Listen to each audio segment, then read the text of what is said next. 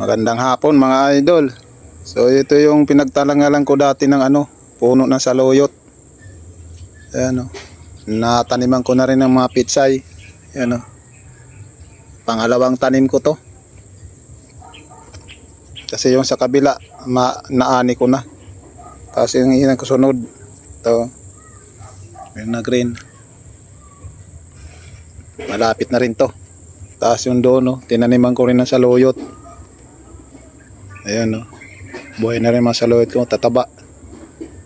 Ayan. Pao. Tapos yung dito naani ko na.